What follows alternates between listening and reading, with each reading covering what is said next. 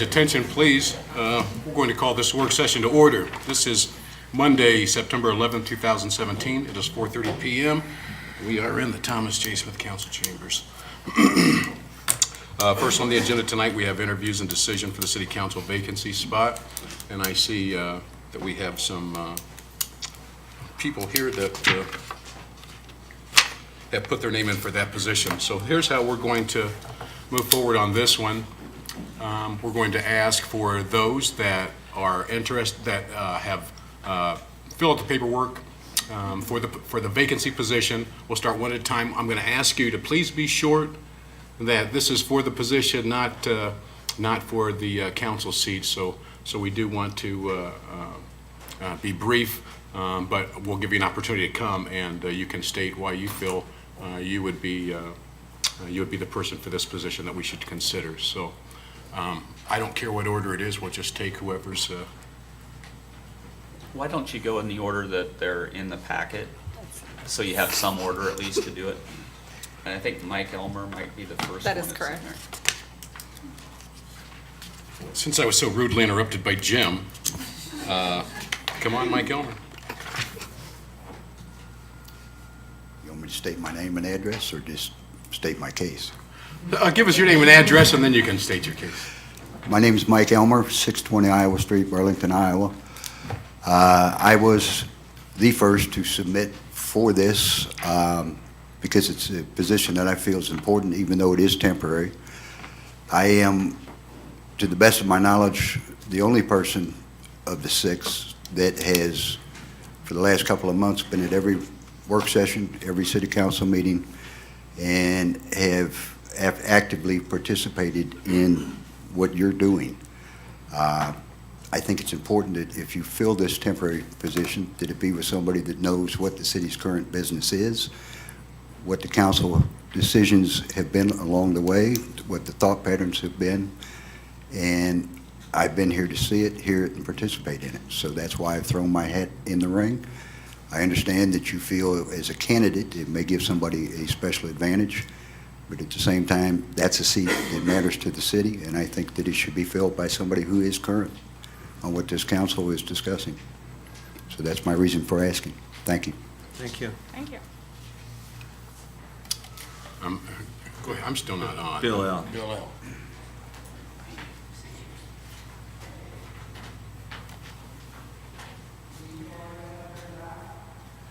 Hi, Council. My name's Bill L.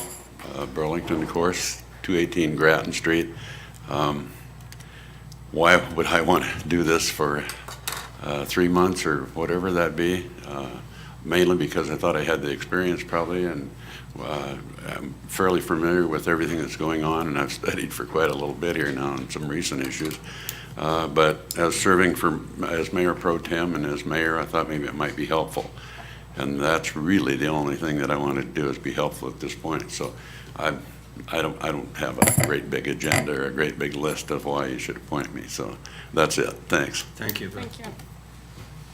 Becky. Becky Anderson is next.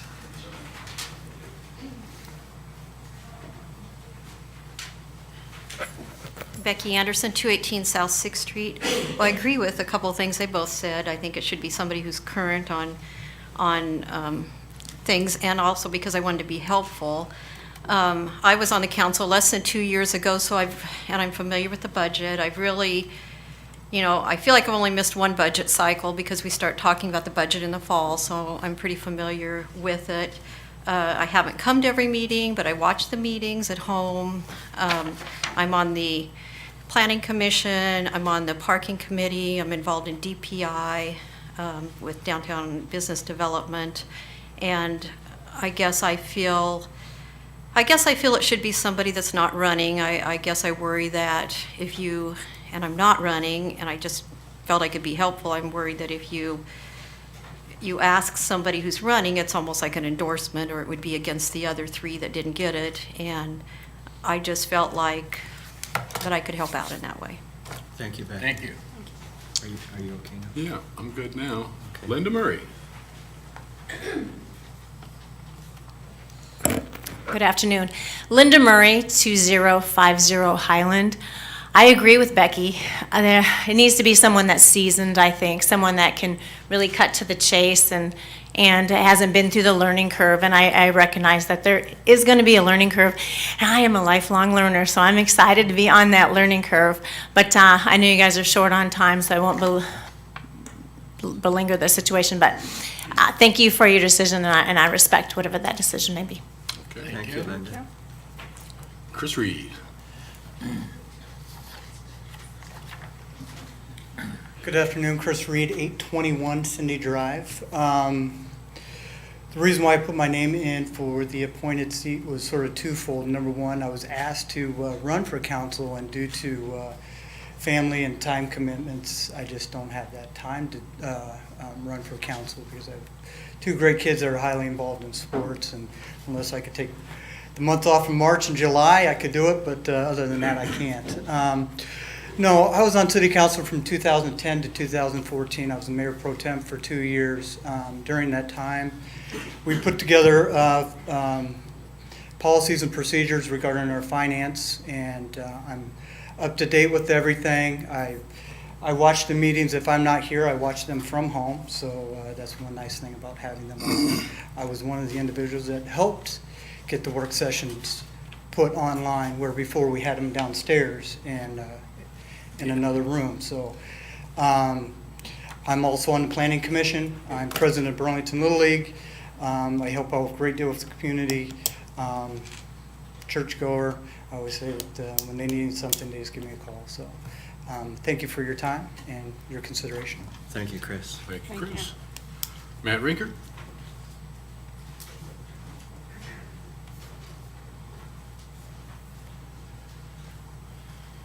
Good evening, Matt Rinker, 912 Hegeman Avenue in Burlington.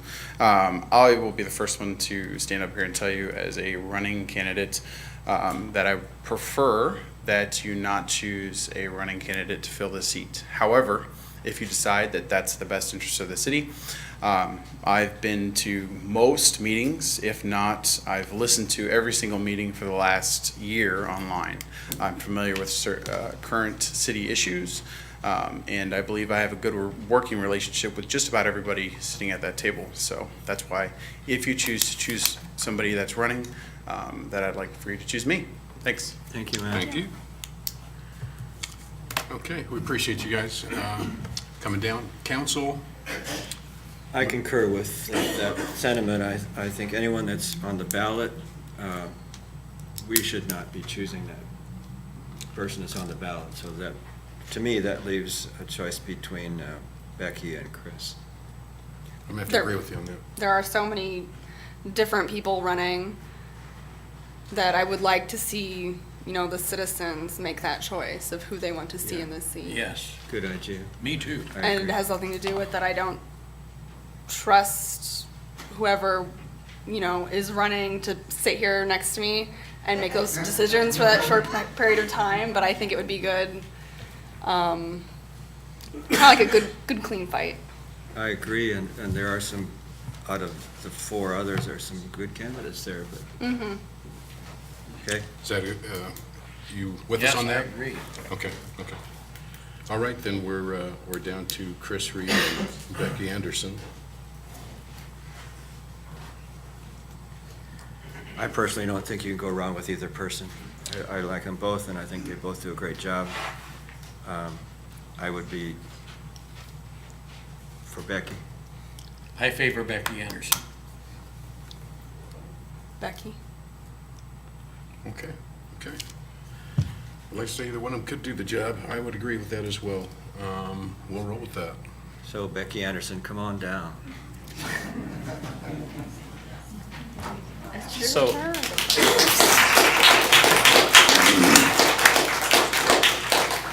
just as a point of clarification, Becky does not have any voice technically until after there is a decision next week. But Right. Becky's name will be on the resolution that will be considered next week.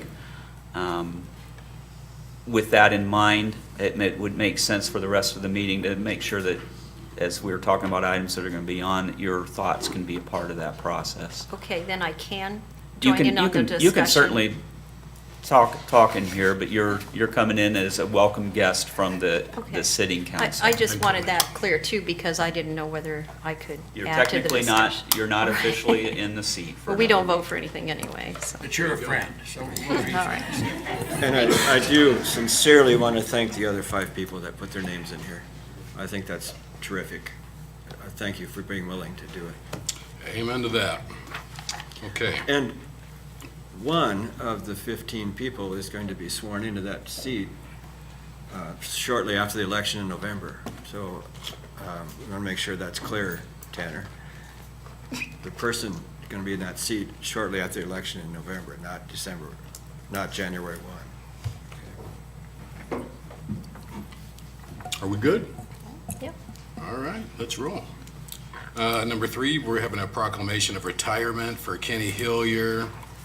We're gonna miss that guy. He's a phenomenal worker for the city. That's too bad. He's old and wants to go home and sit in his recliner. So, Hey, be careful here, be careful. I know, I'm gonna get beat up by an old guy. But man, what a phenomenal employee. We're gonna have some Mayor's Awards next week as well. Jumping to number 5, we have a public hearing, consideration of a permanent easement associated with the 2017 Harrison Street Sewer Project. Nick Mack.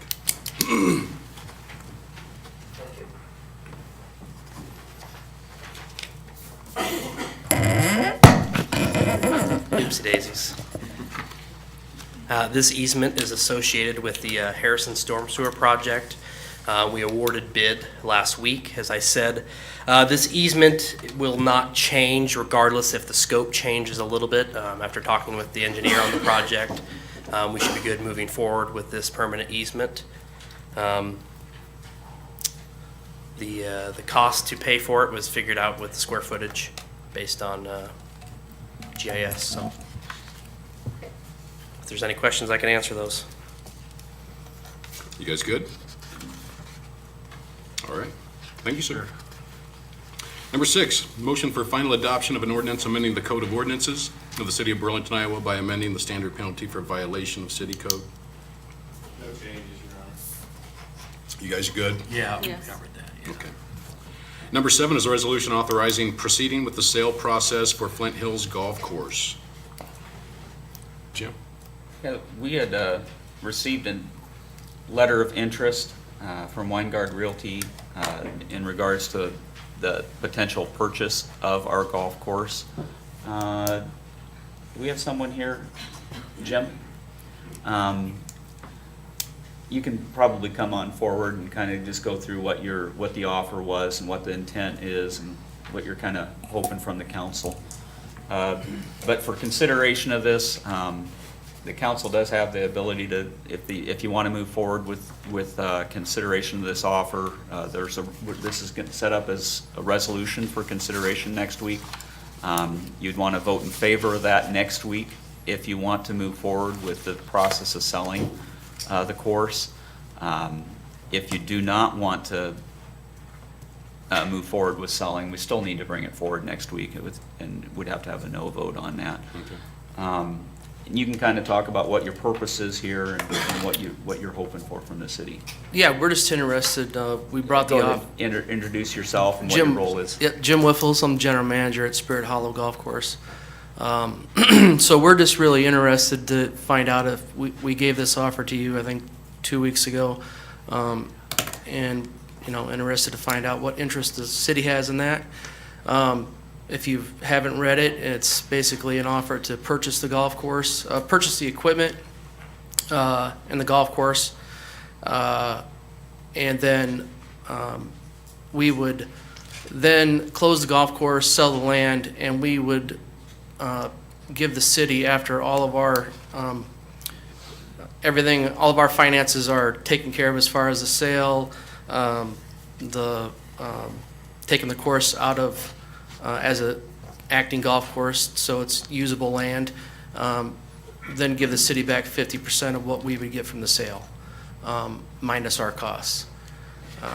$200,000 up front. $200,000 up front, and then the 50% after that. And the understanding is you would not operate the golf course? Correct. Correct, we would. Yeah, Randy told me that from the beginning. Right, yeah, we wouldn't operate the golf course. It would be very similar to what we started this year. If you don't know, we've set up a rate for the Des Moines County rate, and we're within, I think, $1 of the Flint Hills rate for all of the Burlington residents. So we would carry that same rate on, and we would do that regardless whether you guys have interest or not. We would do that and do some other things probably to make it look more economical for the Burlington residents to come out and play at Spirit Hollow. Thank you. Questions? Thank you, Jim. Yep, you're welcome. Yeah, I have questions. Ask. How did you come up with this price of the 200,000? So basically, we did a little research on the golf course, what it's made in the past. We had a outside consultant that we use help us come up with the price based on that and what the equipment's worth, which is what was supplied to us. So that's basically how we came up with the price. It wasn't just a, hey, we'll give them this. It was actually, we used a consultant to. Did you do an appraisal of the property? No, then? we did not. No, and so the land appraisal we did not do. This is strictly as if we were buying a X golf course. That's how we did it. This is all based on a business valuation Correct. model, based off of cash flow. Yep, absolutely. Well, I understand that, but the resale then wouldn't be based on a business model. It would be based on the value of the real estate. At the time after all the all of the reductions of, irrigation, everything that's in the ground, all that's done. Okay. How many people do we have employed out there at Flint Hills? We have, it's 1.5 full-time individuals. Brad Selby's the recreation manager and golf course manager. Half his salary, I guess, essentially is out of the golf course, half out of recreation general fund. And then Ted, the ground superintendent's full-time. And then seasonal employees, it varies, I guess, based on season. Could be 20 to 30 employees seasonally that are employed. You guys good? No. Do we even know that we can sell? We don't know that, can we? Do we don't We'd know have that to, yet? if you have an interest in moving forward with this, we'd have to go through whatever steps are necessary to see what we could or could not do with the land. Part of this land, I'm not sure what the boundaries are, were donated from the state, and there's a process for notification to the state that we need to make sure, verify that they're okay with us doing this. We would do that if you were if you would approve the resolution next week to move forward and find out what limitations, if any, they'd put on us. The resolution to move forward, is it as it's written, or is that negotiable? Is the resolution just to move forward in considering the sale, or just to move forward considering the terms of this particular sale? Well, I think that's certainly up to your discretion. It's set up the way it is would be by the terms of the agreement, or the proposal. If you wanted to say we're willing to do this, but under different terms, you'd have to then be wanting to take action to present a counter proposal. Okay. And just from the perspective, I appreciate the Des Moines County rate, but the perspective of the guys that I play with out there, they don't feel comfortable playing at Spirit Hollow because they're not, the skill level is different playing at Flint Hills as opposed to Spirit Hollow, mostly because of distance. And so the word from them to me is Spirit Hollow is, don't play there because of that, so they're obviously not in favor of closing this particular golf course. Because then they're saying, well, where are we going to go? So, anyway, I appreciate playing Spirit Hollow. I enjoy playing Spirit Hollow. All right. Any other questions? We good? All right, thank you. Thank you. Thank you, Jim. And I want to say for the record that I will not vote yes on this. I will not support this. I'm not in favor of it. I'm going to have a no vote, because if it'd be a different thing for me if we're going to say this can be sold, but it will be, continue to operate as a golf course. Oh, yeah, that'd be great. I think we're eliminating a valuable asset in our community if we do this. Well, and I guess I would say when I'm on the council, that I would vote no under these terms. I don't feel that the terms are Yeah. in our favor to even consider. We good? I know we can't vote on that right now, so. From a staff perspective, timing is a significant issue on this. If you were going to consider it, it needs to be now, or we would Right. recommend it being now. Just 'cause there are some- An item later on here is setting a date for the plans and specs Yeah, for the house. improvements out there, and we don't want to spend that money if we're not going to be operating a course. Well, So if it's on if it's on the agenda for next week, my vote will be Yeah, I no. can vote. My vote will be no. okay. Number 8, resolution approving agreement between the City of Burlington, Iowa and Burlington Post Number 52 of the American Legion for use of banquet rooms, storage areas, and an office at Memorial Auditorium. Take it away, Steph. Sure. This is kind of like the last of the leases we have with people that operate and have meetings down at the auditorium. We did the Marines agreement back in, I think it was back in June, and then we've done the Steamboat Center. That's another agreement. We've kind of revamped our leases so they're all basically the same. I was hoping the American Legion would be here. I did speak to Mike a couple weeks ago about this being on the agenda, but I don't see him here. According to him, Jim and I have met with him over the last couple months. That's why it hasn't been brought forward. His members are having a hard time swallowing some of the changes that we're proposing. One of them is the insurance, us requiring insurance. But that's just our standard lease agreement. I mean, we require insurance for anybody who rents out the port or uses the auditorium too. So we're just trying to be consistent and covering the, the liability the city has. So, again, this is the standard lease agreement we did with the Marines. So I don't know if anybody has any questions.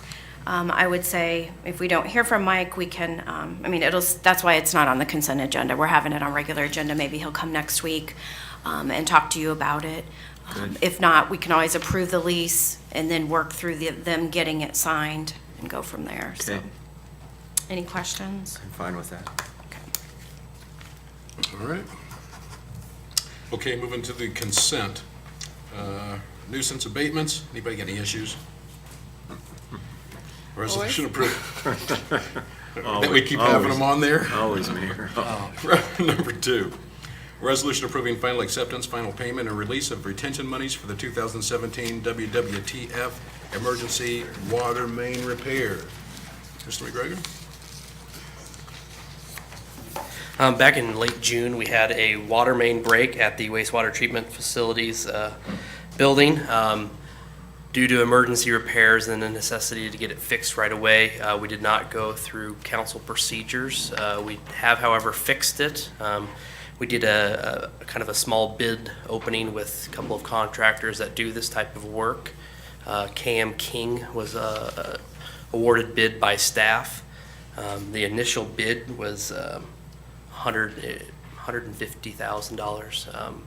After some deducts because of some quantity adjustments for concrete, the final is $117,000. So the final payment will be $111,000, keeping the remainder as retainage. Questions? Everything's good though, right? It's all fixed properly and Yeah. we're working. Okay, thanks. Yeah, you ended up narrowing the roadway a little bit there, or how did you end up? I guess I don't know that answer. I just know that there was a deduction in the amount of pavement that was put back down. I was thinking that was what it was narrowing from what they had originally designed it to go back, but I shouldn't have asked the question, because I don't know for sure either. I don't even know why you asked that, James. Neither do I. Everybody's good? Thank you, sir. All right, thanks. Number 3, resolution establishing a no parking zone on the 1500 block of Sioux Street. We had a request come in for a no parking zone. As you can see up on the overhead projector, there's kind of an interesting layout for a road driveway. Typically in our code, roads, the area of the road adjacent to the driveway, I don't know what the setback is, but they're perpendicular, not necessarily parallel to the roadway. So we had a request from a property owner. As you can see in your packet, we had a conversation with the property owners affected. From a public works perspective, we would recommend approval because snow removal and the like would be difficult with vehicles parked right there. Otherwise, it'd be blocking driveways in pretty substantially. So I think the language spells out the amount of distance back. I think it's 25 foot. So, answer any questions on that? So we have two property owners, so this letter in here, is this before the agreement was worked out to, I believe so. yeah, okay. Compromise, that's the word I'm looking for. You guys good? I don't see a problem with that myself. Good. Okay, thanks, Nick. All right. Number 4, resolution approving fiscal year 2016-2017 streets finance report, road use tax. Stephanie. Sure, this is the annual report that's due to the state at the end of the month, just recapping the road use tax funds that we've received and also all the capital projects that we do for streets. Basically, it just, and then the debt that we pay back that we've incurred because we've had street projects in the past, so. Any questions? Nope, okay. Okay. Number 5, resolution authorizing the city of Burlington to financially support the Great River Housing Trust Fund for fiscal year 2019 and 2020. Jim? We had a request from Southeast Iowa Regional Planning Council to consider putting $20,000 over 2 years as a local match towards a project. And so we have some representatives here to talk about what the request is about. We'd be looking at using our housing rehab funds that we have a set-aside account for that. We'd use that as our local match on this grant application. Is this $20,000 twice or 10,000, 10,000? 10,000 per year for over 2 years. Okay. Yep, over the next 2 years. Right. Well, I want to introduce myself. I'm Dan Eberhardt from the Southeast Iowa Regional Planning Commission. This is Sarah Heacock standing aside of me, the better-looking one, of course. The city of Burlington has... Taller as well. You ought to know, Jim. Good one. Somebody shut the doors. It's going to get real interesting. Okay, you can haul me out of here now. I see Mike just walked in, so. Anyway, Great River Housing Trust Fund, it's been a really good organization that's helped out in a lot of aspects of housing, not only in the region, but really in the city of Burlington as well. And each year, we apply annually to the Iowa Finance Authority to receive funds, and those amount of funds have to be matched 25% locally. This year, we're going to be applying for about $330,000 from the Finance Authority, which means we're somewhere in the vicinity of about $80,000 to raise locally. And we do that by talking to the cities who benefit from this. Specifically, Burlington benefits quite well through these funds. And Sarah can kind of tell you a rundown of some of the things that we do. But anyway, Great River Housing, we do owner-occupied rehab, down payment assistance, financing, development assistance, and we have done upper story housing as well. Kind of give you a little rundown through the last 5 years of just how much we've actually done, quoting some of those numbers. Total amount of funds spent, almost $3 million. And that kind of gives you the kind of the focus on what we've been doing. Also, what we can do with the Great River Housing Trust Fund is use these funds from Great River to utilize other funds, like specifically we've utilized Federal Home Loan Bank dollars to rehab nearly 90 homes in the area. So that's where you're seeing quite a bit of that money spent as well. You go to the next slide. The homes rehabbed, you kind of see what we do with furnaces. We install windows. I mean, basically the standard rehab items. Next slide. We put on new roofs, siding, windows, so you kind of see what we've done in that time frame. And we try to make an impact also on the street. just getting a good street view of the home if we can make a difference here. Can't remember this address, but I know it's here in Burlington. So you can kind of see there's a lot of curb appeal done to this house as well. Very nice. Next, there. Again, roofs are, quite a lot of the things that we do as well. So we also do get into development projects, such as a habitat house that we did a couple of years ago here in Burlington, as well as a house completed recently in Mount Pleasant. And here's one that we just completed, and it's up for sale now, is a house over on 227 South 9th Street. Very nice. That was a house, if you remember, back in December that you bid out to in regional planning, I should say, Southeast Iowa Housing Inc., our sister organization, bought that for $1,500 and made about $75,000 in repair. And yeah, that house really sticks out on that block, and it's for the better. I don't have any pictures of the inside, but I can get those to you if you really want to see it, or I can open that house up if anybody would be interested in looking at that as well. Okay. And we're getting ready to build another house down in Keokuk, so right across from Rand Park. So we're going to make this house look a little bit different, a little bit nicer. So these are just some of the things that we do. So We'd prefer that you build them in Burlington, not Yeah, Mount Pleasant we- and Keokuk, so just throwing that out there, bud. it would be nice. But you've done really well this past year. Sarah, how many down payment projects did we do in Burlington? Did we do about? The majority of our down payment funds go to Burlington families, and I think we've done about 18 last year. Out of the assistant families, I would say the down payment, 90% of the funds do go to Burlington families.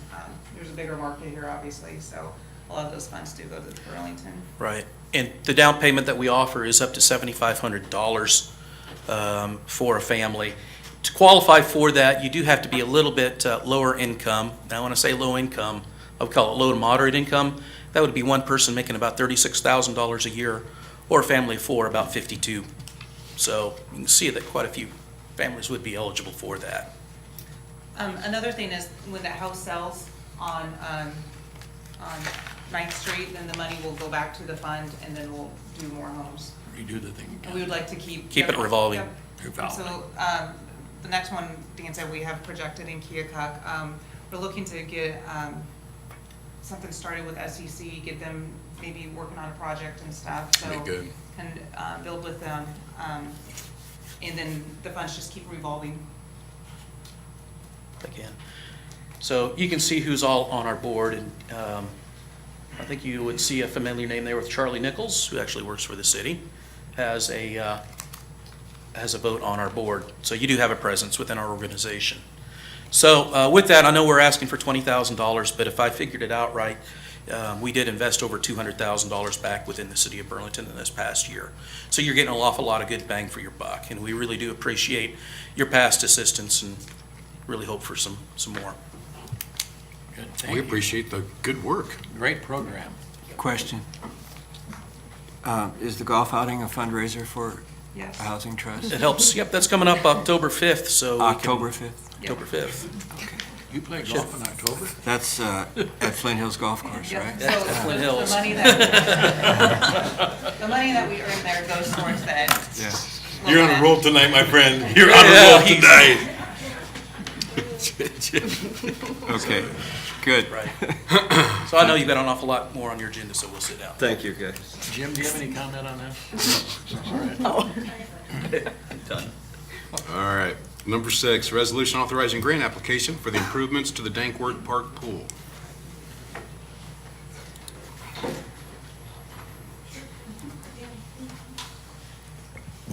One note on this is brought forward based on the lease agreement. It stated that any grant application should receive approval from the city. So we have representatives here from the Southeast Iowa Swim Club and Regional Planning that's working on the grant application. I'm Michelle Abwasley, 830 Monticello. I guess we are here to get approval to move forward with the grant, with the CAT grant application. And on our end, we feel pretty good that we are able to make that 50%, that we have 50% committed. By the end of September, we've talked to a lot of businesses and organizations. They've been very supportive.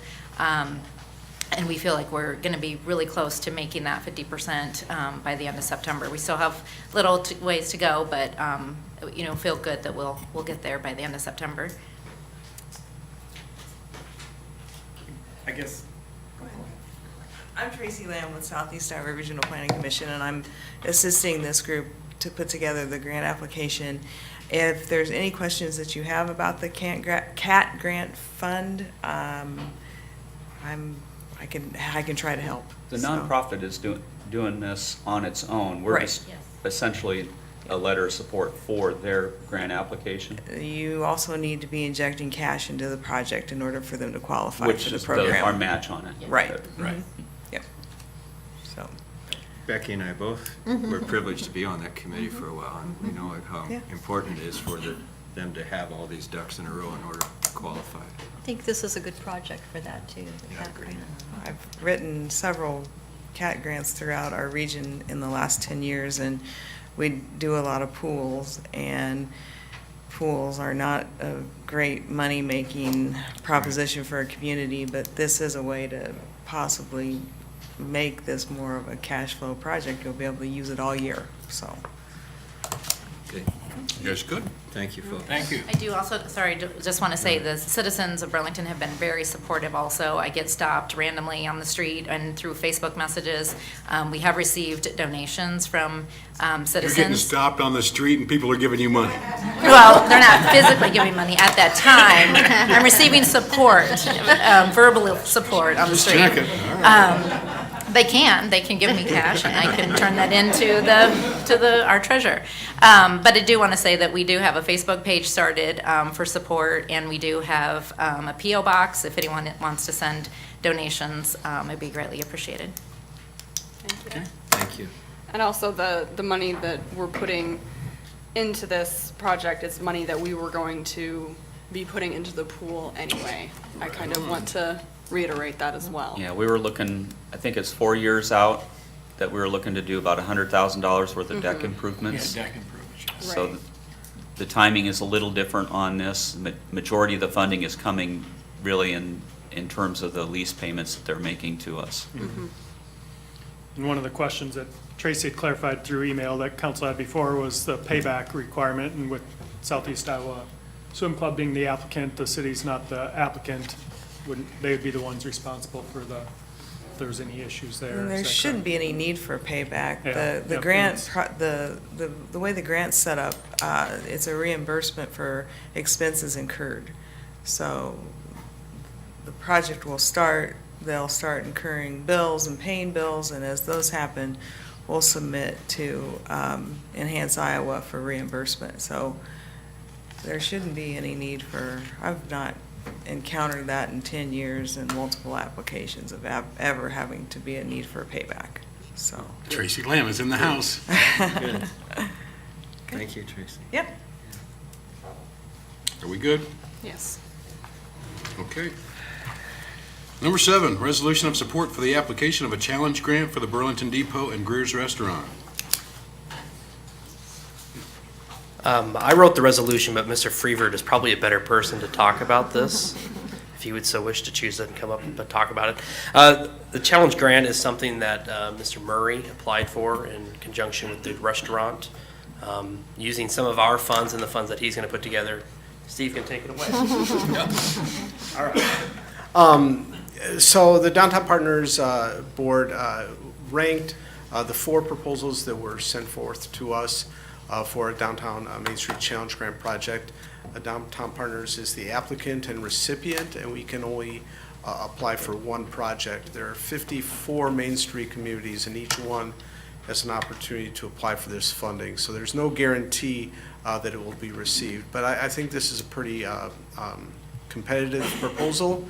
The idea is to kind of complete a few of the interior rehab pieces for the waiting room specifically, especially the flooring, and then get a lot of the work done on the diner end. So we met last week, Nick and Matt and I met. This grant is due in 2 weeks. So we'll be working out all the narrative structures, the sources and uses of funds. But since the city already has funding allocated to do some work at the depot, that can be used as the match for this. So I think it should be a winner for everybody all the way around, How much if of we it- get funded. How much of funding So, are you expecting? so the maximum we can request is 75,000. I'm sure we'll ask for the maximum. Okay. There's no guarantee that we would get that if we get funded. Yeah, But okay. And Downtown Partners you had the 4 separate applications that were submitted. You had a call for applications for this funding? we did, and we had several of our board members were involved with some of these projects, so they recused themselves. We had the rest of our board members rank the 4 projects, and the depot was the top vote getter.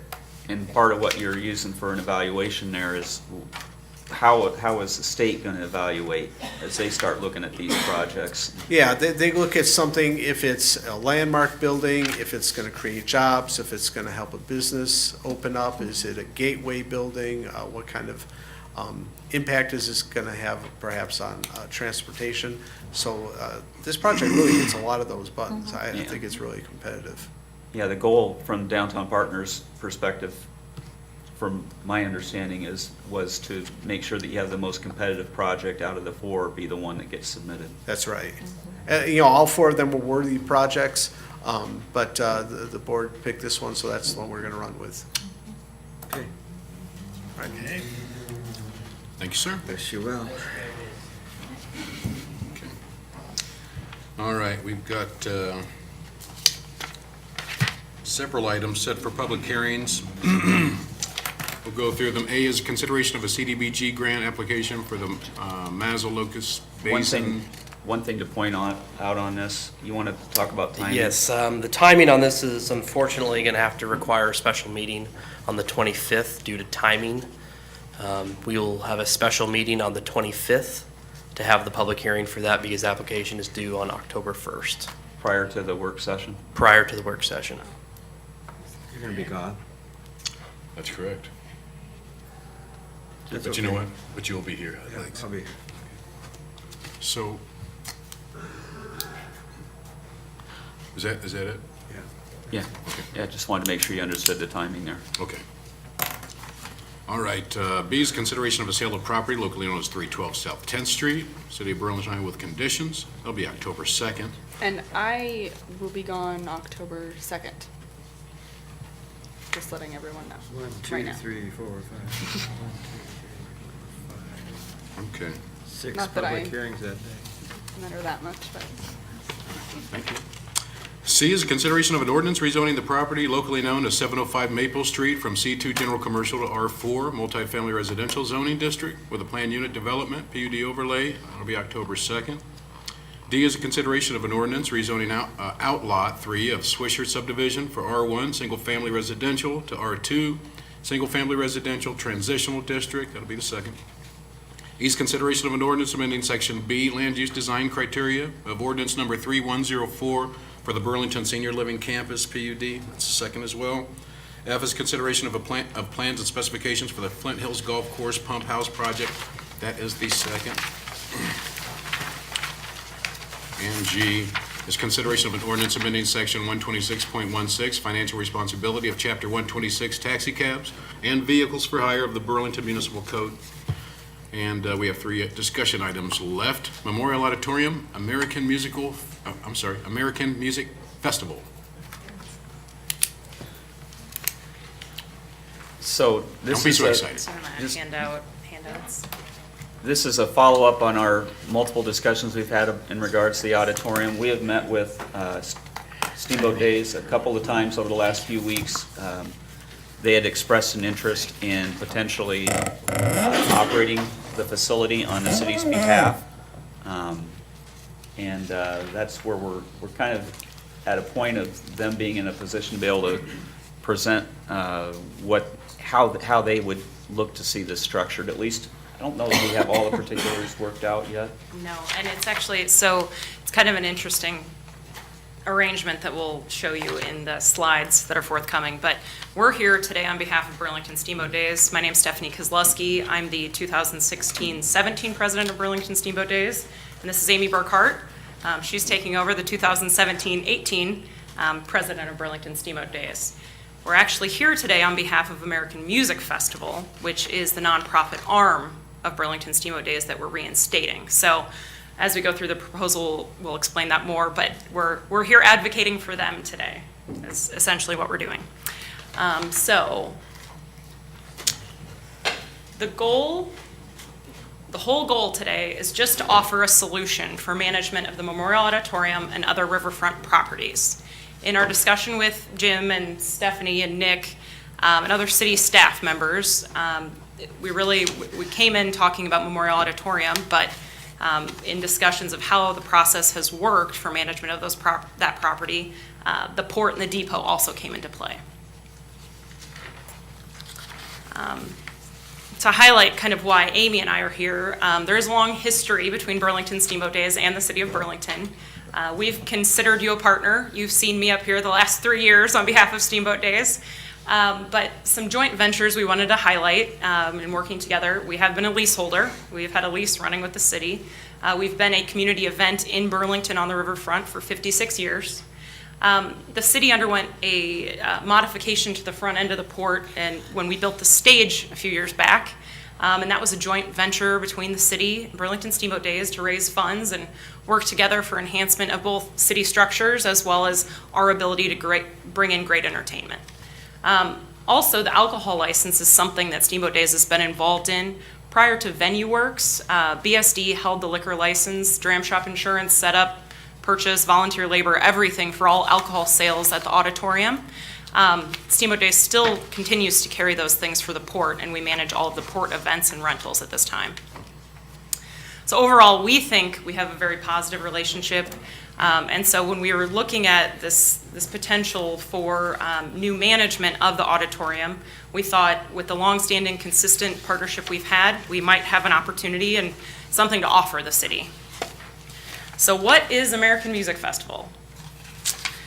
American Music Festival was a nonprofit 501c3 arm that was set up in 1995. Its purpose, I guess if you look in the bylaws, promotion and advancement of an annual celebration in Burlington, Iowa, and promotion of social welfare in other appropriate ways. This nonprofit arm was administratively dissolved in 2011. However, miraculous timing, we had kind of started with Burlington Steamboat Days to reinstate the paperwork, to reinstate this arm of Burlington Steamboat Days right as the Venue Works contract was terminated. So we should be reinstated with the Secretary of State in October. American Music Festival is in need of a new board of directors. So there's going to be an initial meeting held September 19th at Big Muddy's for those interested in becoming part of that charter board that starts the American Music Festival. We have Casey Fleming here tonight. He has agreed to be president of this new board. Just, he needs something else to do, right? Yes, like us. Casey, you should have talked to me about this. His father raised him better than that. Anyways. You haven't heard it all yet. You were on a roll, I'm sorry. Yeah, that's okay. Casey, like us, sees, what this community has at stake, having the auditorium functioning and all of the different community events and different organizations that utilize the auditorium and other riverfront properties. So we're expecting 20 to 25 initial attendees, hoping for a board of directors anywhere to 10 to 15 people. So how are the two boards going to work together then? So essentially there'll be two separate boards. We can't really say too much on how AMF will function because we're not board members of AMF. The understanding is part of the reason that this board has been brought to life is to help fundraise for Burlington Steamboat Days. But there are additional sides and facets to this that have kind of come into picture now that we're talking about the management of riverfront properties. So I'm going to let Amy talk to you about why AMF now. So I'm Amy Burkhart, 2633 Cliffwood Drive here in Burlington, and marketing consultant for Titan Broadcasting. And just one point to your question there, Jim, we do foresee that there would be a liaison on each board from the other board. So that's kind of our initial thought about how there would be some interplay between the two boards and some continuity. So why, were we doing this now? We were actually about 2 weeks into the process of reinstating our 501c3 arm when we read the news, like everyone else, about VenueWorks leaving the building. So why were we doing this? We were doing this because it's no secret that the music model has changed, and concerts are more of the source of revenue for a lot of the musical entertainment, where it used to be split between CDs and other forms of music purchase. Now they rely heavily on their concert dates. So we have entertainers that we've had here in the last 5 years that we booked anywhere from $50,000 to $200,000 that are now booking over $1 million. So the high quality entertainment that our consumer has come to desire and expect from us, we can no longer afford on our current budget structure. So we realized a need for alternative revenue sources, and that's really the reason that we reinstated this AMF arm. The current BSD board, of which we do have a few members here tonight, Tyler French, Mike Johnstone, they envision that this would work similar to the Friends of Community Field works for the Burlington Baseball Association. And I happen to be also on the Burlington Baseball Association, so I've seen what a wonderful relationship that is, where their friends group helps raise money for specific projects throughout the year. And that's been a successful model for them for my entire tenure on that board, which has been over 10 years. So like the Burlington Bees, we feel that BSD is an important quality of life attraction in Southeast Iowa. We talk a lot amongst ourselves about how it's part of our elevator speech as Burlington residents. We talk about Snake Alley and we talk about Steamboat Days, so we want to see it be sustained. So I know last year when we were here, we talked a little bit about why the health of Burlington Steamboat Days is important to this community, but I know we have some new faces, and so I wanted to just reshare some of that now. First of all, there is a direct local contribution from Burlington Steamboat Days each and every year that's poured into local groups, organizations, and individuals. And you'll see there in your packet, that's a list of the 2017 beneficiaries. That averages about $40,000 a year being pumped into all these organizations and scholarships and so forth. So we would hate for that to go away. We need to maintain Burlington Steamboat Days. Additionally, 3 festivals ago, we did an economic impact study with the University of Northern Iowa during our event, and these are their results showing that spending per attendee in the community outside of the festival grounds was an average of over $130, and you can see the breakdown there, how that churns money into our economy in food service, hotel accommodations, retail, transportation, for a total of $1.7 million each summer. So, okay, so getting down to the nuts and bolts here. We have had numerous meetings with individuals in this room, city staff members, other stakeholder organizations. I know we have Civic Music and Snowball represented here tonight. And so this is kind of the culmination of all of those meetings and the solution that we seek to offer you as an alternative to others you may be considering.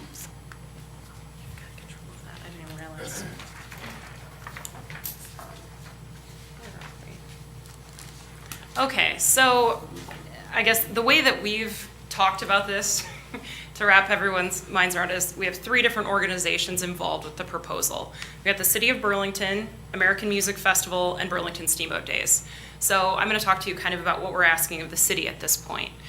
In terms of responsibility, there will be continued property maintenance for the actual port, auditorium, and depot. We've got a list a couple pages ahead, responsibility list that details kind of the nuts and bolts of that. But that's one side of it. We'll still have the city setting base rental rates. So that's you're going to maintain control over that. We're not going to come in as an organization and raise those or do anything with that for the organizations that utilize those properties. As far as revenue, we've broken down the type of events that are being held. This is mostly related to the auditorium, but also when I say auditorium, I mean to include the port and the depot. So we've got legacy events, which are those that regularly and have long-standing had rentals with the auditorium. Those include Snow Bowl, Civic Music, and a list provided on the next slide. How we are looking at that structure is rental money from those legacy events would be 80% to the city and then 20% back to the American Music Festival.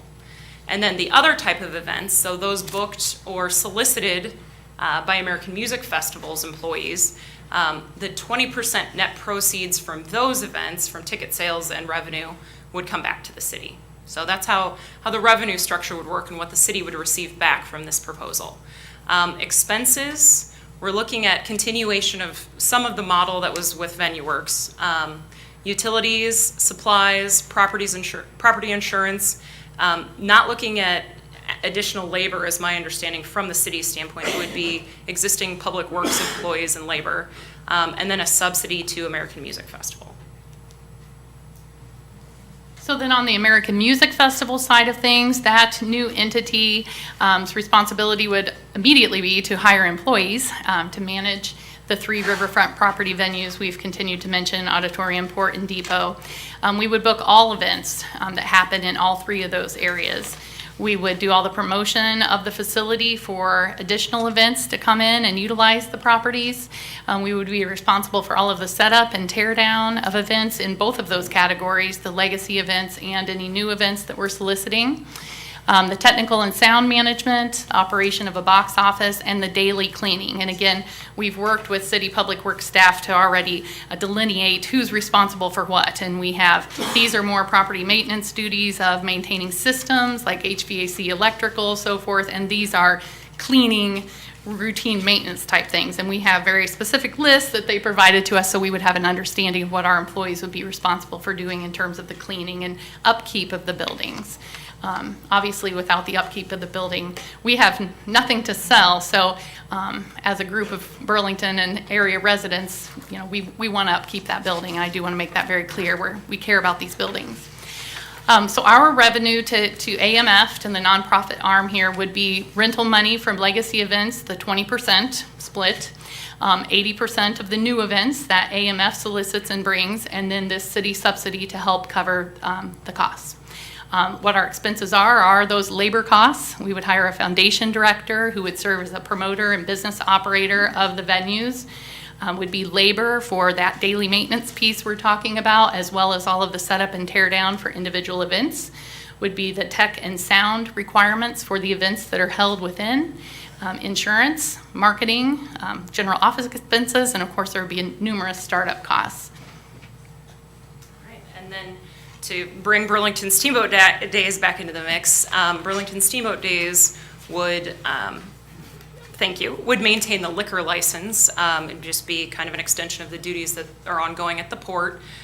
So they would handle beverage purchase and service for all events held at any of those riverfront properties. Their revenue source would be the beverage sales, the net profits from all of those events.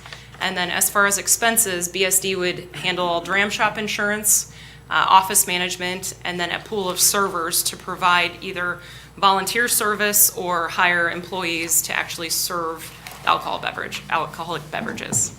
So does that include, when it comes to beverages, some of the events have asked about if it's a non-alcoholic beverage, are they allowed to take care of that on their own? That's something that we want the AMF board to consider, because there have been some initial communications with non-alcoholic beverage vendors that may be interested in an exclusive contract to provide the facility, and that may be an additional revenue source that can come in through AMF and the portions back to the city then, because you would have a proceeds of those events. So that's kind of undetermined at this time. That's something that the other board is going to consider of, do they want to take on all beverage service? And I can tell you that's kind of the direction in Burlington Steamboat Days over the last year.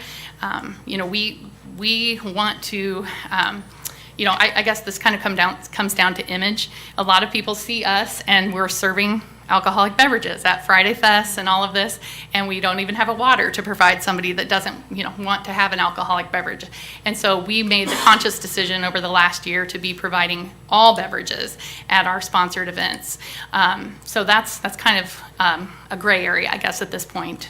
I think that there are a couple of events that that may be an issue that would needs to be talked about with, if this is something we're moving forward. And it may be something that we can discuss, legacy events being separate than the other events, just like we're kind of stratifying the rents across those two categories. And I see a note down here about food, so in the same category, then people want to bring in their own, which they're not allowed to do right now, or is that correct?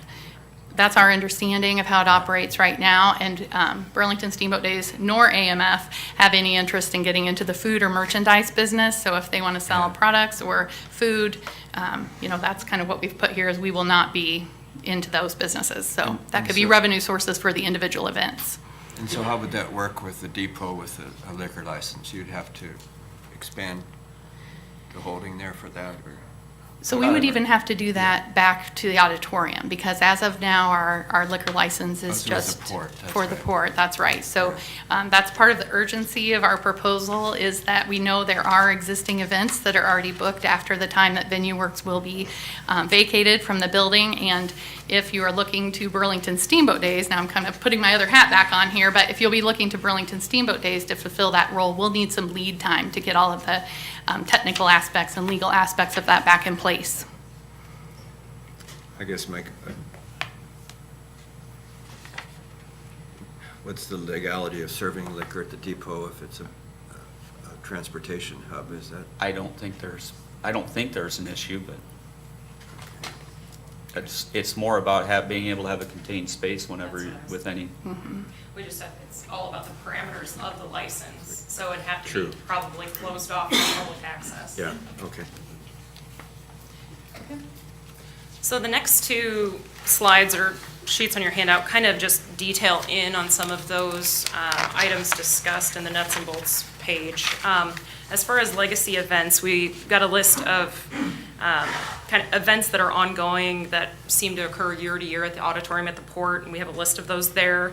And then the next page is the riverfront property responsibility list. So we had a meeting specifically with Public Works and from city employees, and really drilled down into who would take what responsibility. So we have an understanding, or AMF would have an understanding moving forward for hiring purposes, what types of responsibility that laborer would need to do. All right, so let's get to the proposal specifics. Bottom line, AMF will hire employees. So the board, nonprofit board, will be responsible for hiring employees, management of the auditorium, port, depot, solicit entertainment, and promote riverfront entertainment venues from one central location. The board will include a seat for legacy events such as civic music and snowball. We've actually discussed that with their board members, and each of them would at least have one seat on that board. So they would be included in that hiring, management, those types of decisions that are done at the board level. The city, we're asking that the city provide AMF with a subsidy. It's our understanding, based on the cost, the numbers we've looked into on labor and other items, that $250,000 annually for a minimum 3 years initial contract would make it feasible for AMF to move forward and handle the type of scope that we're presenting here today. So the subsidy will cover employees, labor, marketing, office expenses, insurance, and also any startup costs. So, and how does that, what does Venue Works get? So I have, They get $70,000, but they also get essentially any net cost for the facility we pay out. We budgeted that at what, Stephanie? Do you? Well, any year, like last year, what would it have been that we budgeted out the net cost? we have $280,000? the June 2016 to July 17, the subsidy received by Venue Works was $369,850. Yeah, But there's a difference there in that Yeah. they were paying the utilities and some of the It's other not an expenditures. exact- So this is a different type of arrangement. Okay. But we also received from city staff, kind of the city's budget numbers if the city was to manage this, and their employment costs were approximately $286,000. So we're coming in under what their proposed labor costs would be if they were to manage it, kind of in the scope of management that we're looking to do.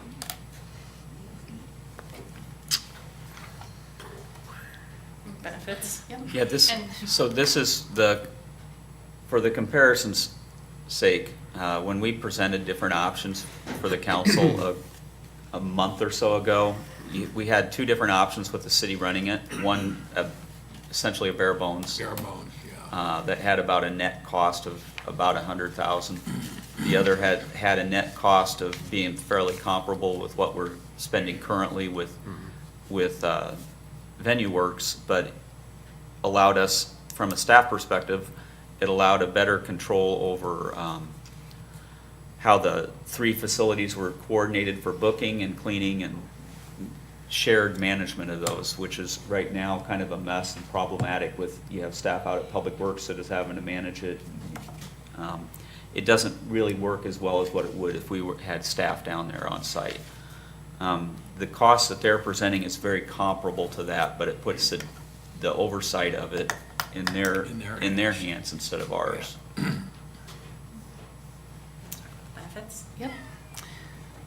So a few of the benefits of this proposal and this solution and why we're offering it, as we sat kind of chewing on this and thinking, what could we bring to the table for the community? You know, one is just kind of what Jim started to allude to there. Right now, as just a citizen, when I want to book one of these facilities, I have numerous entities that I have to deal with. And if I want to have a retirement party at the Port of Burlington, I'm going to property maintenance, a Public Works building to rent the building. I still have to come down to Burlington Steamboat Days to get beverage service set up. So we're trying to streamline that, you know, for the community. So it will be very clear, if you want to book something in one of the three riverfront properties, this is where you go, to the existing office that will soon be shared, Burlington Steamboat Days and American Music Festival in the Memorial Auditorium. There's a lot of experience in a 56-year tradition in this community with music festivals. You know, one, we do a post-event survey every year with our ticket holders, as well as just the general public, throwing that out through social media. And we have numerous responses to that each year. And we hear time and time again about specific entertainment that people want, but maybe it's only 5 or 10% of our community responding that way. And we can't offer that in our large festival format. It wouldn't, you know, pay the bills. So this would be an opportunity for us to rely on that data and meet that public demand for entertainment in a very precise way, in an educated way. We do have existing communication tools. We have a huge database of ticket buyers that we do regularly communicate with. So unlike a new management company coming into these facilities that would have to build connections with the community to know how to reach out to them, we already have that in place through Burlington Steamboat Days. So we can reach out to those former ticket holders. We have a Facebook with over 27,000 followers, which is huge for this area, where we could be promoting these things right from the get-go. We do also have contacts and connections with promoters that we use for our festival that could help us when someone is routing through the area and give us an opportunity to get some really cool things into Burlington.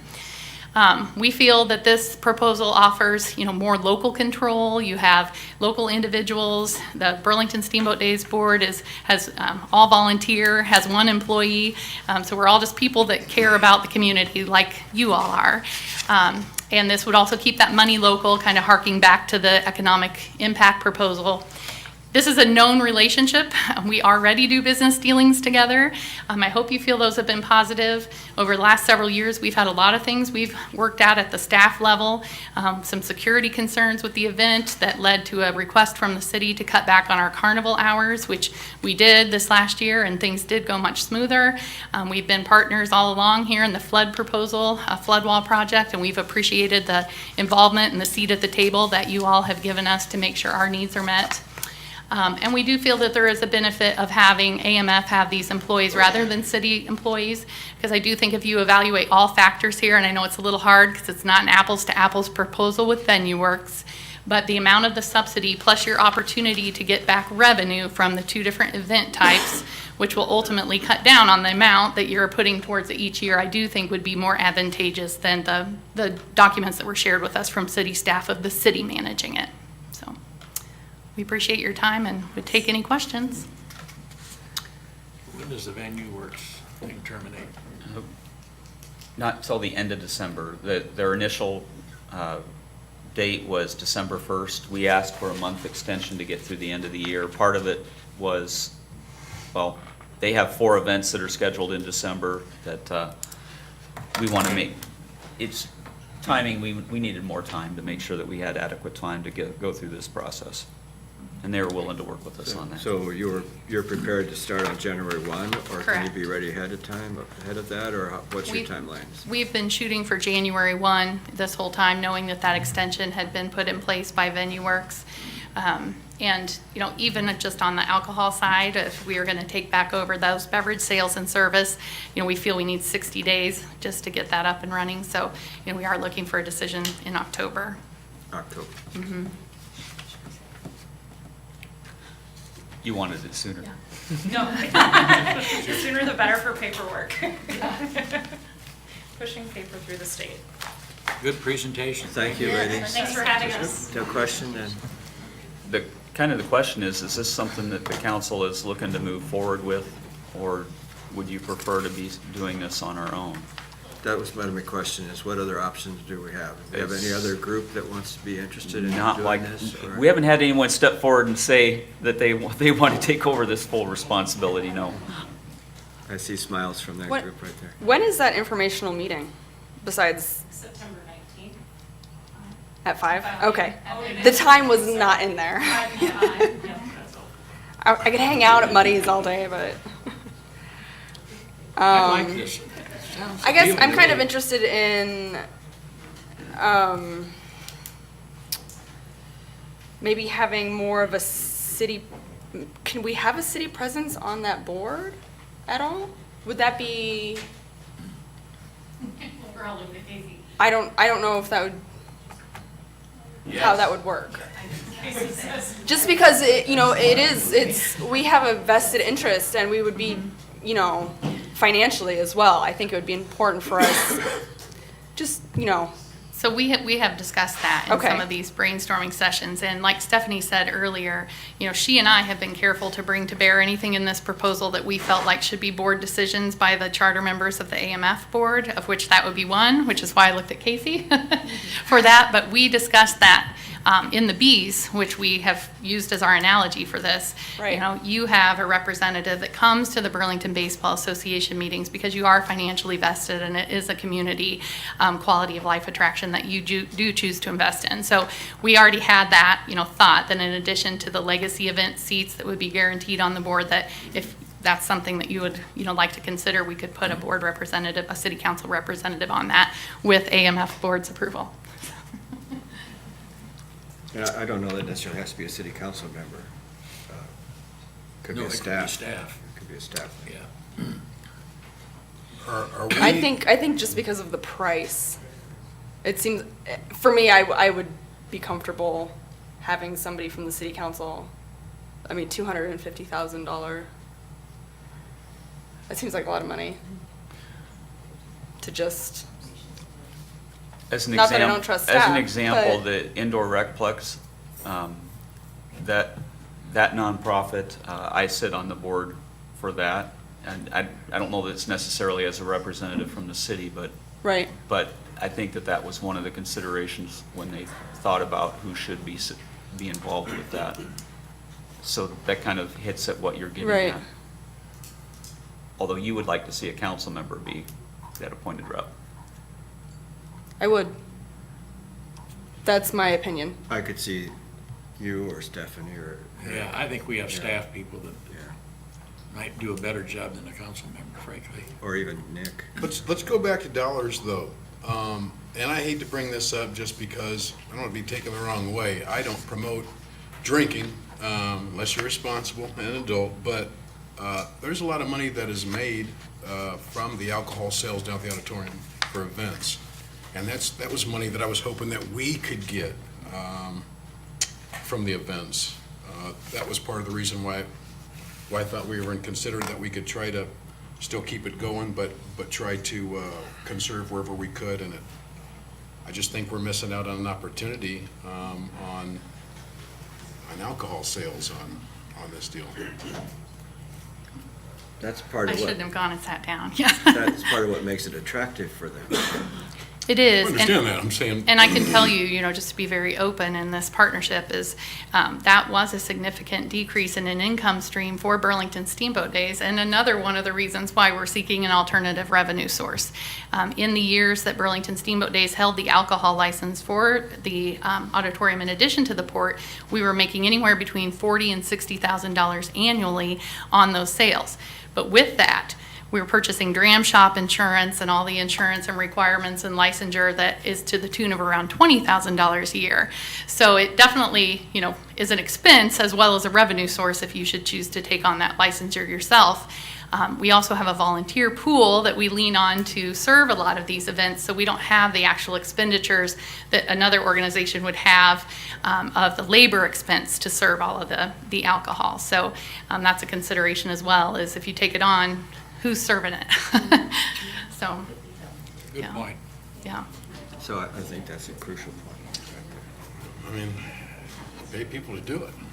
I'm just one person. I still, I really did not want to let go of the alcohol sales, but I don't know. I need time to sit on this as a work session. Where's the consensus? Where the rest of you guys at on this? You guys? I like the concept generally. I mean, it appeals to me. At first blush, it certainly is better than us trying to run the auditorium itself, by ourselves. But, Yes. But, there's a scripture that says the first person that makes an argument sounds good till you hear everything else. So you want to hear everything. So You've been involved in this, right? In talking with them, yes. Yeah. Yeah. What's your view of this? Almost, Steph and Nick, we've talked some about this. I think that would it be fair to say, or their general consensus would be that this is a preferred route to us operating it? I think that so from our level, we like what this looks to do, to be able to do. We see them as a good partner to be able to do this with. Not that we can't do it ourselves, but we're having to create a lot that we have no experience in. Exactly. And we can do it. It's just this is an avenue that we see as a good partnership. Well, I think it's good that it's a good group from the community that wants to take it over and do it. The only thing I was unsure about, the $286 the city would pay, what are the other expenses that the city would end up paying in a year's time? You mean like the utilities or? Yeah, what other expenses on top of the $286,000? If we had a net cost to venue works of $369,000, we will have more than $286 here. So our net cost over the last few years has been about $400,000. And our main costs, other than that, is our property maintenance charges that go down there for upkeep of the facility, and even the pool the fountain outside of it has been included in that. So it's kind of hard to know exactly how much of that's building itself.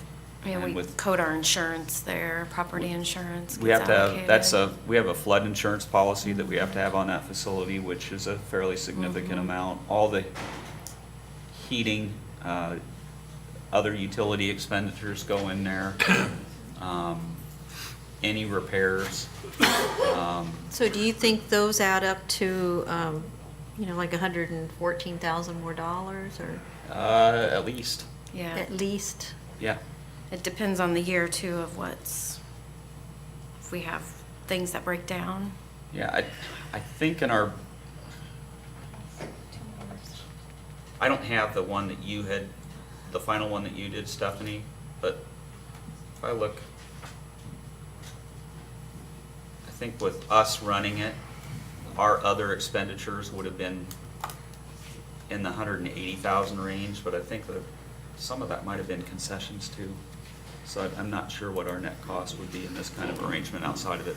We haven't even plugged this number into a scenario, how it fits within to know what a net cost would be. Well, that's kind of what I figured, that there were other numbers here that aren't being included. Yeah, that we there's don't some other know. things in here. Mhm. And again, this is not something that you can compare directly to what we had with VenueWorks, because this is a completely different arrangement. Yes. With VenueWorks, it was, we made them whole. So Mhm. whatever the net cost of the facility was, and that's after alcohol sales and everything else, they had the profits from whatever alcohol sales they had. That was, our net expenditures was the net of those revenues, plus the $70,000 management fee. Mhm. So this arrangement probably won't save us any money. It's designed, how they've looked at it is probably a little bit higher staffing than what VenueWorks ended at. It was where VenueWorks started. The risk is on them, but I think they have a little bit of overhead built into there to try to cover some of that risk too. That's my take on the numbers, but. Yeah, my mean, take it's- too is if you would decide that you wanted to do city staff, I think it's just gonna be a rental place. We're not gonna have the money to go get a show. You know, we're not gonna take that risk on if, you know, they have the connections to do that. Are people gonna come maybe back and rent weddings and we can serve alcohol there? Sure. But it's gonna be more like, Like it was before. like it was before, exactly. And so if we're trying to get the model to be where maybe we can get some entertainment back in here. But I know VenueWorks did try that, and they had a lot of resources, and they struggled with our market. So it's kind of like, where do we, you know, I think of that term community center. If we want it to be a community center and we want to try to save as much money as we can, you're not going to get shows in here, but you could have civic music, and you could have Snow Bowl, and you could have weddings again. But I don't know, that's probably not going to bring in your alcohol sales you're looking for either. You've got to have the comedians and the, you know, entertainment. So that's kind of just my take on it. If you know, how do you see it going forward? Do we want to try to try their connections and keep it going as theater and concerts, or community centers? Maybe that's all we want to keep it up for. But it's an expensive community center at $400,000. So. It also depends on the people. If we're hiring it ourselves, what level of position are you putting in there? Do you get someone who has good connections? Well, do they have good connections and also know how to run a facility this size? Or, Yeah. you know, you can get people with part of the skills. Are you going to get somebody that hits all of them? I don't know. You know, and they'll struggle with some of those same issues, trying to make sure that you get the right person in, and that's some of the struggles that you saw them at the Capitol, trying to go through the process when you are starting from where you have the facility, and then try to build. How do you build that up? It doesn't happen overnight. Well, and I think so, you know, also, when I was on the city council in the beginning, when you came, the idea was to bring in, you know, VenueWorks or somebody that maybe what was wrong with the facility was that we just didn't have it marketed right. But now we've gone through those years of VenueWorks, and what are our alternatives now to either, I think a community-based organization would probably have the best chance of doing something down there. I just don't think the city's going to, I mean, if that doesn't work, to me, if that doesn't work, then we should look at, do we want to keep it open or not? Do we want to continue? Because I feel like I think we're giving it every chance. The last meeting that the council had prior to that, where we talked about auditorium prior to this one, it was three of you said we're in favor of going down to more of a shuttered approach. And I want to touch on that. I just think that's, I was one of those three, and we did try VenueWorks, and VenueWorks didn't work. And again, God bless VenueWorks. I think it's the market. I do. I think it's market and timing, and it's not a new facility. I think I just don't think we should expect all that much out of that building. And if we lower our expectations, then do we want to try to run it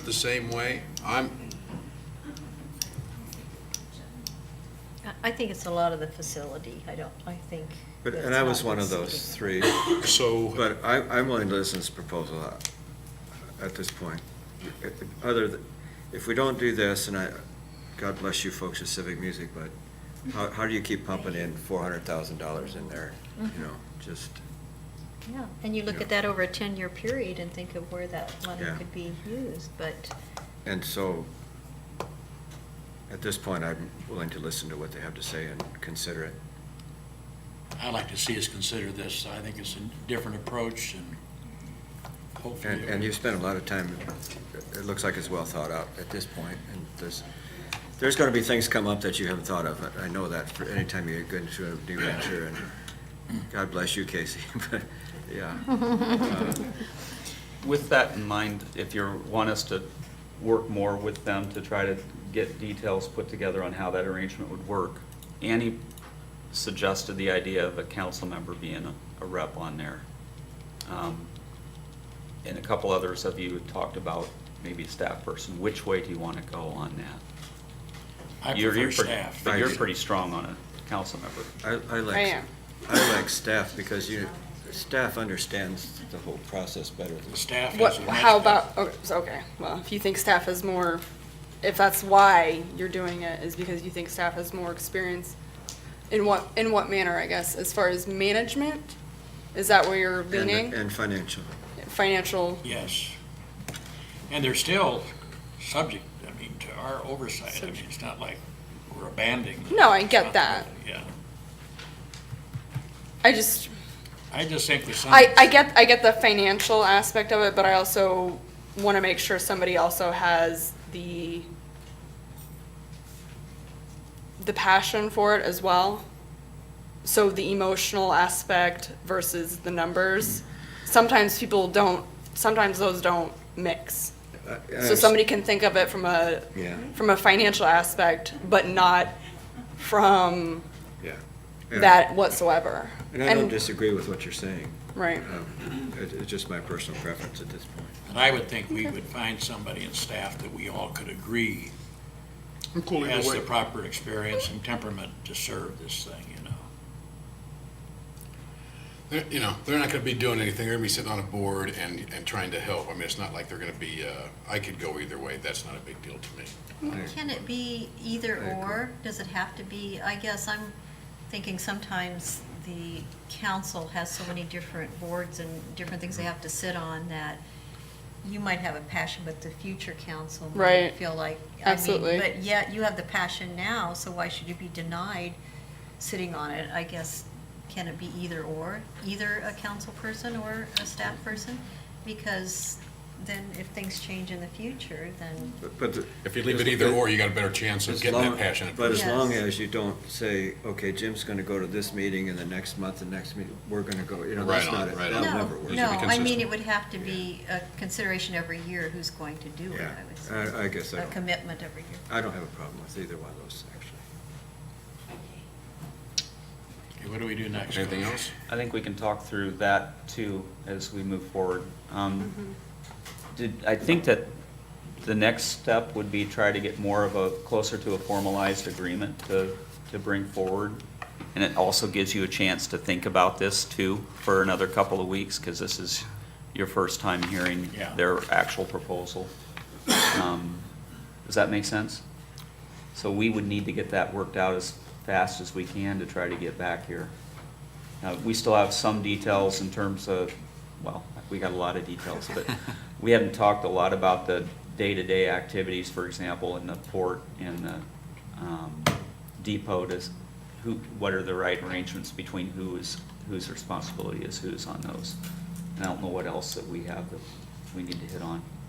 But we can try to get that done and get back Yeah. closer to a finalized agreement, whether that's the next work session or the one after, but you need it as quickly as you can get to it.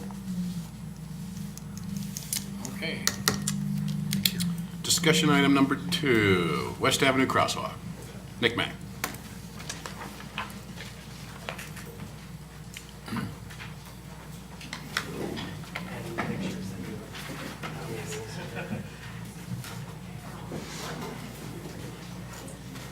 So I'd say about a month ago, we had a conversation about a crossing at West Avenue between Willow and Easy Street. Unfortunately, I don't have a map for you, but I have some images of kind of an alternative. Let's talk about what down further course to course school on West Avenue. There's some mast arms with the stoplight. That cost estimate for this area is about $190,000 for crossing. The mast arms are really expensive. $190? $190,000. Plus, you have to build the ramps to receive and for pedestrian traffic. I have an alternative. Actually, Eric took the picture of it. And the second image kind of gives you kind of a better idea. Second piece of paper that I have kind of gives you an image of what potentially could be there as an alternative. Essentially, it's a push-button warning that there's going to be traffic, or there's going to be pedestrian traffic going across the road. This is more of a $30,000 to $35,000 estimate. Well, you just made it real easy, Nick. I have not had a chance to talk to Pat Cohen about that. I know that that was a wanted discussion, and I know that he's been reaching out to me, and I've tried to reach back, but So this we've doesn't been control flaying- traffic, right? Say what? This doesn't control the traffic then? It does not, and I was just speaking with the police chief. But it's a warning. It would definitely indicate a warning that traffic needs to be aware of pedestrian traffic. It'd be better than having nothing, but is it really what we want? I guess I don't know that. And where would we put this? It would probably be east of the Willow West Avenue intersection. Due to some driveways there, it would cause some slope issues for the ramps. It would probably be just east of there. I don't know exactly the location. Does the school district still have crossing guards at some intersections? I believe they may have some assistance, but actually that's what Mr. Reed and I were discussing, that there was a third option that Pat had Mr. Cohen had talked about, with the four-way stop that would get wheeled out every day. And I'm not a big fan of that, just because it's a stop sign in the middle of an intersection that wouldn't be there permanently or all the time. Right. And it would be something that people would not likely pay attention to if it's a stop sign. So I feel like this is probably the best alternative to that. I mean, obviously a traffic light is probably the most secure. Those crossing guards are not at uncontrolled intersections though, right? I do not know that. I know at, for instance, Grimes Salter down there, they have kids, they're older kids that'll step out. But they're there's a four-way stop there, so. And Blackhawk's got little kids out there. So you couldn't put somebody at the corner of Willow and No. West Avenue and jump out there and say stop. No, I don't think so. You couldn't possibly do that. West Avenue's got a lot of traffic. It sure does. I think this idea is kind of interesting. That would flash yellow? It would alternate flashing yellow. Yeah, I don't know if that's gonna get her done. I don't know either. Have you seen this implemented in other places? Mr. Tisland has. But as far as an actual true crossing for school kids, I don't know that. I just wonder about the traffic counts there, and if other communities have had these implemented in places that have comparable traffic counts It was a successfully. lower traffic road, but it was a 45-mile-an-hour higher speed road, the one that we went through, and it was a dedicated trail crossing for a trail in that community. Is that what are you looking to have a dedicated trail crossing there, or is that further west? That'd be further west. Yeah. West of Terrace. This doesn't really then control traffic as such. I mean, the police aren't gonna. Pull you over for not Pull you stopping at it? No, it would be more of an awareness It's gonna be, you know, linear, control yeah, device. So the higher priced option was just. It was 2 mast arms with stoplights on them and with a push button. Man, Those mast arms are expensive. That's what you need for that spot. Why do we That's a lot of have- money. Do we still need the one at the core school crossing? Is that one still necessary? Yeah, I don't know. that. I see that kids every use it. day, and It is an elementary versus a junior high, Right. or middle school rather. But I don't know. I don't know that we take pedestrian counts. Yep, I just had to stop for it the other day. I see kids use Where it. were you what about that other one on West Avenue, way down? That's what we're talking about. That's the yeah. one? That's the Okay. one. Okay, I didn't I've never seen associate that that with activated. course, I It just- guess. Yeah, I always wonder about that. I believe the Chief, one do you up have off. do you have any idea about that? I just kind of briefly talked to Nick about it, the idea. I'd have some real concerns without some adult supervision at those times of crossing. I mean, you know, you make the comment that you wouldn't want an adult crossing guard to step out there because of the West Avenue traffic and the speed, but yet, you know, I don't think we should be expecting middle school kids to make those decisions. Absolutely not. You know, and so I think is a yellow warning device is a start. But with that said, without supervision, I really struggle with that at those speeds. And all it takes is a kid to step out there, you know. And you could say now, well, what are they doing? How are they crossing now? You know, you could make that argument. Not to say that this wouldn't help, but it's something I think, Mr. Furneaux, I'd like to see some research from other communities. My concern is the traffic. The traffic volume on West Avenue is exponential as compared to other parts of the community. True. So, in time of day, you know, with the high morning and school afternoon, coming and yeah. going at the same time. So, you know, the comment I made to Mr. McGregor is maybe as a very temporary stopgap measure, but I think if we're going to do this, we need to do it right and plan out maybe a grant with, you know, safe sidewalks to school like they did at Sunnyside Avenue and make an official crossing with lights, and that it's truly a traffic control device. I agree at that with point. you, and can we I get just know that takes time. I think the sidewalks on Mason Road was 4 or 5 year project, you know, so I would just have some concerns with this solely being the only thing that kids would expect traffic to just stop. I think we agree. would have to think of something else, whether the school volunteers, a couple adults out there, or whatever that would take with maybe the handheld stop sign and people to get used to that. I'm not in favor of the rollout sign either. Outside of an intersection, you're talking about this, it doesn't involve an intersection. That's difficult for people to realize and to see from a distance. So, I mean, I'm not saying it can't work, but I think we need to maybe get with the school, communicate with the school, and see if we could get some participation for supervision before we even spend the money. And can we get them to contribute some of the cost of the? I haven't talked to Okay. Is there any grant funding for, I mean, like the safe schools and everything? And I know this is a totally different idea, but it just, that you could build a walkover?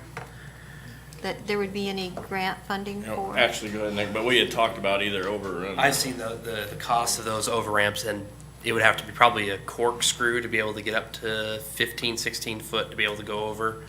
I mean, you're probably talking over $500,000 No. easily. I just wondered if there was any grant funding that maybe, you know, for school funding You or would something. be that- best off in all likelihood going after a stoplight. I just thought of the traffic, that then wouldn't stop the traffic and people, you know, could get on the other side. So just marinate. Let's get with the school. Let's see if we can. I agree. Okay. All right, our last discussion item tonight is parking fees. Mr. Tisland? I'll just let you put a frame of reference. This was put on here as a review, for a review of the process that's gone on over the course of the last year.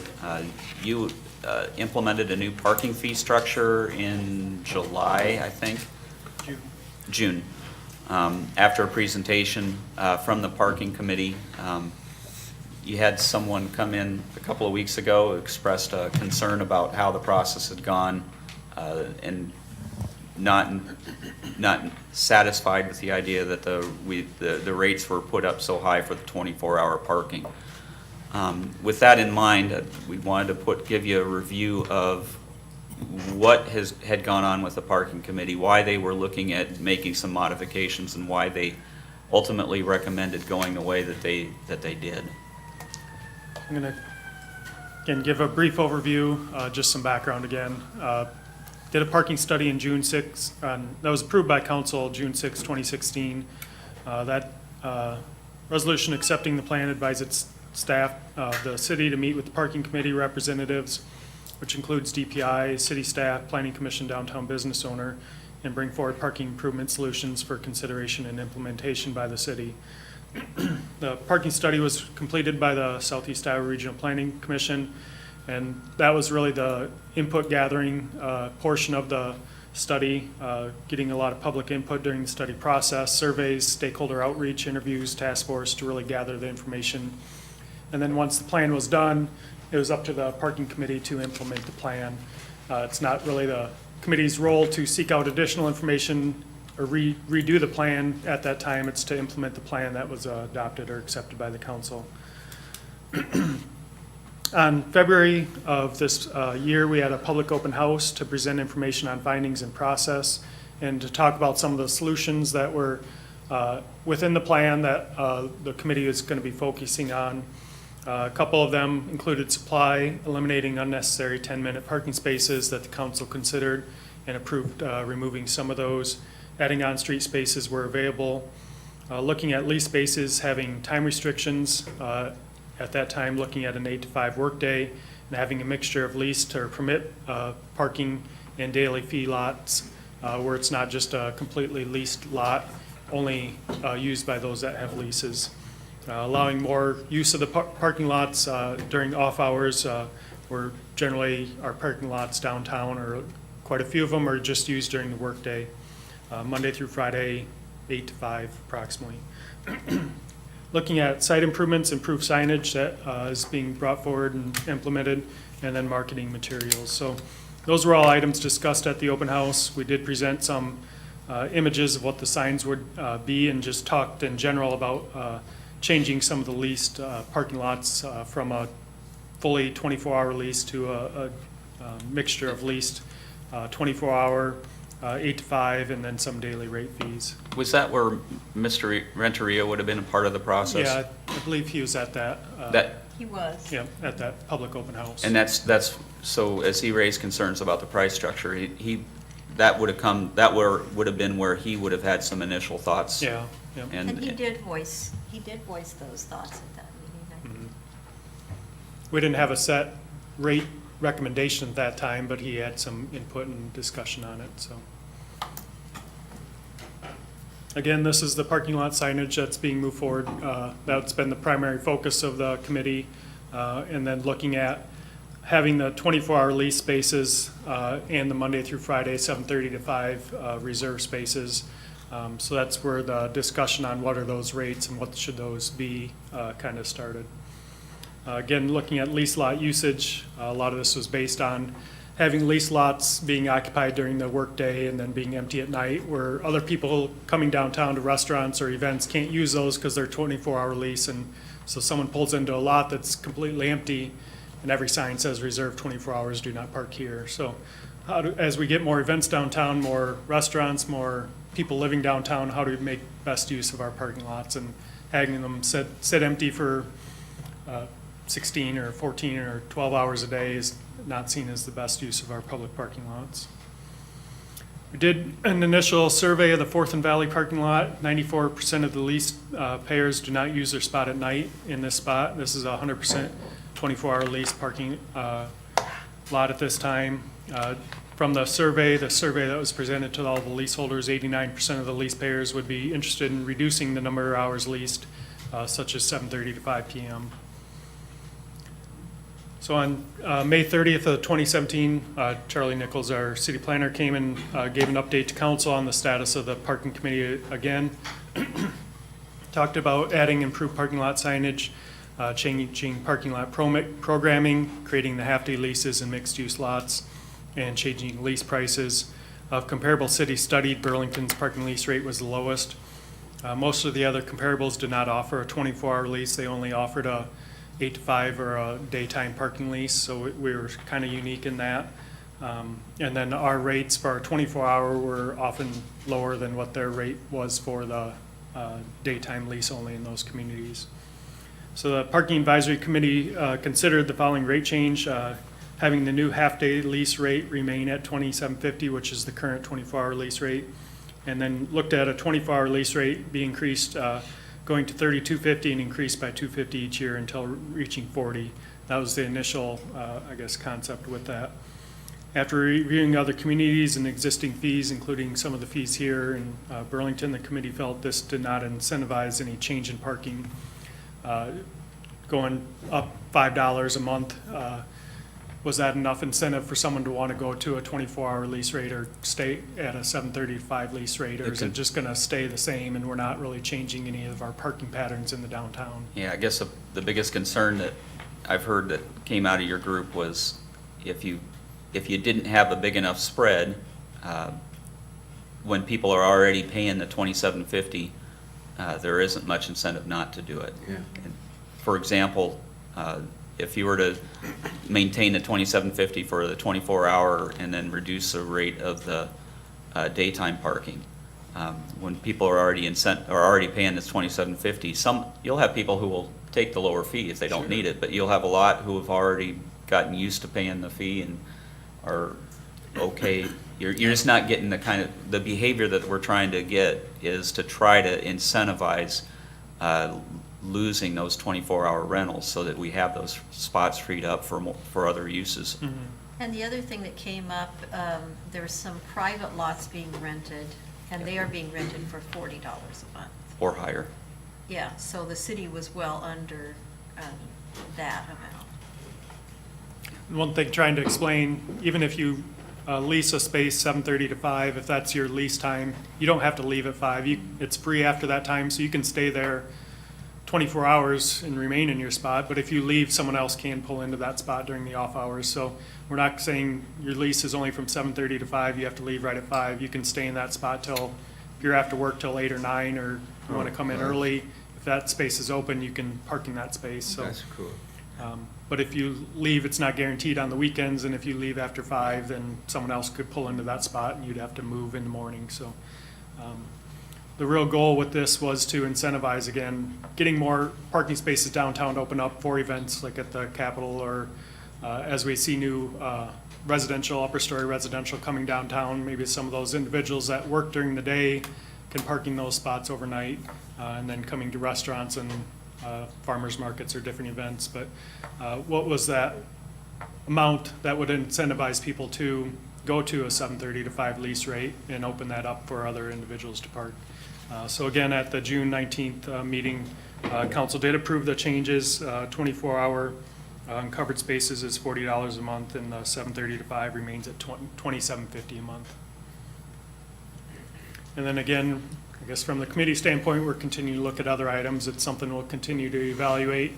On-street hours, the 2-hour, 4-hour options, getting more information out on Facebook and website, and evaluating parking needs and programming based on the potential new housing and commercial developments going on.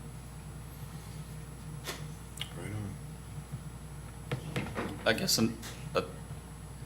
Mr. Renteria he knew that the meeting was tonight. He called this afternoon, wasn't able to said he wasn't able to make it. Okay. We weren't going to reschedule this. We wanted to get it out. I guess the message that I don't know what you all want to do, if you want to make any reconsideration of what we've done, what you've already done. I would assume that if Mr. Renteria wants to have a comment, my recommendation for him would be to come at the end of a council meeting and voice his concern, if you want to bring it up at a future meeting to do that. I'm fine with it. Generally, I don't like backtracking. And as per the council resolution that approved it in June, this becomes effective once we get the new signage up, which has been ordered, so that it's clear to people that we have the 7:30 to 5 and the 24-hour lease rate, which we're hoping this fall will all go up, and we've notifying leaseholders of the changes that are planned. So I want to make sure what we're getting out is correct as well, and not sending out additional notices after we've already done that. Sounds good. Okay. James? For other things? Are we okay with, you have your direction, what you want? Yeah, I mean, we wanted to make sure that, I mean, you had someone who raised a concern about something you've done or already implemented. We wanted to make sure that you understood why it was presented the way it was. Yeah. Okay. Thank you for that. Mr. McGregor? I just wanted to, we actually have the date that it's going to happen on Wednesday Agency Street traffic control will flip and traffic will shift from the south lanes into the north lanes. So you'll see a lot of traffic movement. A lot of the barricades will be moving on Wednesday. So please be aware and maybe choose an alternative route. So. Mr. Tislin? I'm good, thank you. You're good? Did you have anything you'd like to say to me? Not me. Not me. James? I just wanted to remind the council, the Riverfront Committee had, the advisory board had their river tour today. Unfortunately, it's essentially the same time as the council meeting, so none of us were able to make it on that. It's been an opportunity where some staff and some council members have been able to go along with them and have a review of some of the properties along the riverfront, some of the things that they've had concerns with through the area. Unfortunately, none of us are able to take advantage of that this year due to the timing of it. One of the things that had been on a couple of weeks ago was TIF for housing. The developer's moving through the process on that. I think that Mr. Cahill's going to be at the Planning Commission on the 19th of this month. And there'll be some actions that'll come forward here as well. We're not going to, I mean, we've had some talks with a bonding attorney for starting the process of setting up a TIF area, or urban renewal area. Yep. in order to allow a TIF project to be looked at. That's a lengthy process and will take 2 to 3 months to ultimately complete. One of the concerns I had on there was Mr. Cahill had mentioned he wanted to get this project going this fall. No way. Well, he can if he wants. We can't get the TIF district established and all the things done for our end before that, but talking to the bonding attorney, that's acceptable. He can have his project begin beforehand. You can then establish a TIF area, and I can't remember the time frame he gave, but it was we have ample time to get something done if that's how the council does continue to move forward with this. Yes. Yeah, I just want to let everyone know that we're not holding them up with that part. That will be we may not get that part done on a time frame that he wants to begin his housing development, but that doesn't mean that will keep him from being able to start. It just means he won't be able to know that he has that in place. But when are we going to decide if we're going to allow TIF or not? I mean, You've given us at this point, you've given us authorization to move forward. So I don't know if the next agenda will have the set date for public hearing. We didn't have all the information we needed